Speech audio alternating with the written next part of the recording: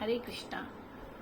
हरेला कब और क्यों मनाया जाता है, तो इसका मैं कहानी के द्वारा आपको बताना चाहूंगी। हरेला मुख्यतः उत्तराखंड के लोगों के द्वारा मनाया जाता है। पूरे उत्तराखंड में इस उत्सव को बहुत ही धूमधाम से मनाया जाता है। ये हरियाली का प्रतीक है और ये सुख समृद्धि का प्रतीक है, और ये त्योहार हम मतलब आगे हमारा पूरा साल कैसा गुजरेगा, कैसा बीतेगा, उसके लिए भी बहुत मार्ग प्रशस्त करता है। उसके लिए हमें बताता है कि हमारा पूरा जो आगामी वर्ष है वो कैसा बीतेगा। तो इसे बहुत ही हर्षोल्लास के साथ उत्तराखंड में मनाया जाता है। जैसे कि होली और दिवाली हमारे मुख्य त्योहार हैं, इसी तरह से हरेला भी हमारा एक बहुत ही मुख्य पर्व है।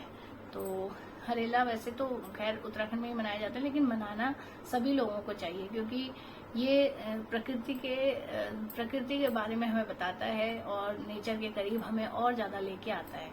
तो इसमें वृक्षों का संरक्षण, पर्यावरण का संरक्षण, वृक्षारोपण आदि ये सब चीजें भी इसी के अंतर्गत आती हैं, इसी त्योहार के अंतर्गत आती हैं। और हरियाली किसे पसंद नहीं है। लोग इतना पैसा खर्च करके हिल स्टेशन पे जाते हैं गर्मियों की छुट्टियां मनाने, और तो इस तरह से मतलब हरियाली सभी के लिए बहुत जरूरी भी है और सबको बहुत अच्छी भी लगती है। तो तभी ये जो है हरियाली का प्रतीक माना जाता है।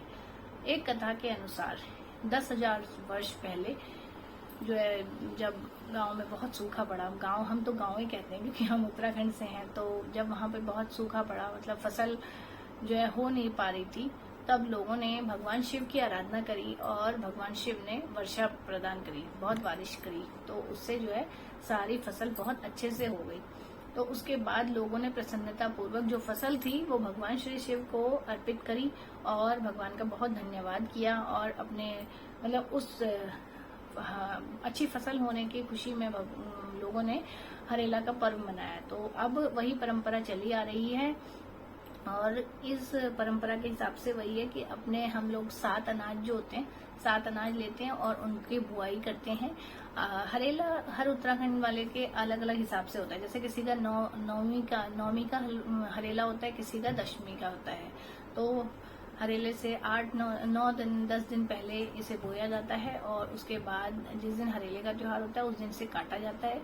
साथ में पूरी, हलवा, खीर और जो भी साग सब्जी और बड़े उड़द की दाल को एक रात पहले भिगा के अगले दिन उसके पकोड़े से बनाए जाते हैं, और उसे पूरी बड़ कहा जाता है। तो पूरी बड़ जरूर बनाया जाता है। और इस दिन जो नए बच्चे होते हैं उनको हरेला लगाया जाता है, और जो नई दुल्हन होती हैं उनको हरेला लगाया जाता है। या कई बार, अब की बात तो खैर अधिक मास है, पुरुषोत्तम मास लगने वाला है, तो लोगों के अंदर बहुत दुविधा है मनाएं ना मनाएं, लेकिन वैसे पुरुषोत्तम मास कल से है, फिर भी लोग कंफ्यूज है, तो इसलिए जो है अब की बार ऐसे ही चल रहा है। नहीं तो जैसे कईयों की सगाई, कई लोग अपने बच्चों की सगाई इसी दिन करते हैं, और अगर सगाई हो चुकी है तो फिर मतलब वहां पे जाके दुल्हन को हरेला लगाया जाता है, और होने वाली बहू को मतलब हरेला लगाया जाता है। तो बहुत ही खुशी का ये त्योहार है। लड़कियां अपने मायके आती हैं और कुछ दिन रह के जाती हैं। बहुत पहले गांव में जो है लड़कियां कम आया जाया करती थी, तो त्योहार एक ऐसा, मतलब कुछ त्योहार एक ऐसा वो थे कि उन पे लड़कियां आएंगी तो उनको ससुराल वाले भी जाने देते थे। तो इसलिए त्योहार, और इस त्योहार को बड़े बूढ़ों से आशीर्वाद प्राप्त करने के रूप में भी बहुत अच्छे से मनाया, मतलब कहा जा सकता है कि बड़े बूढ़ों का आशीर्वाद लेने के लिए भी हरेले का पर्व मनाया जाता है।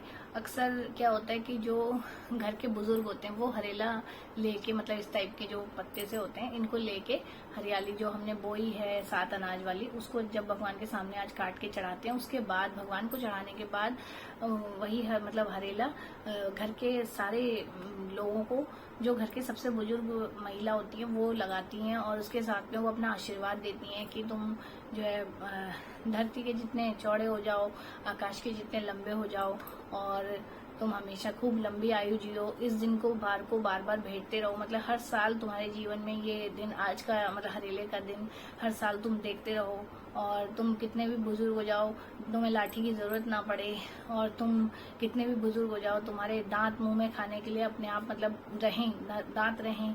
तो इस तरह के आशीर्वाद वो एक गीत के द्वारा देते हैं, और इसे बुजुर्गों का आशीर्वाद भी इस दिन बहुत भरपूर मिलता है। जिसके घर में बुजुर्ग हैं वो जब हरेला लगाते हैं तो बहुत अच्छे से मतलब गाने के साथ में लगाते हैं।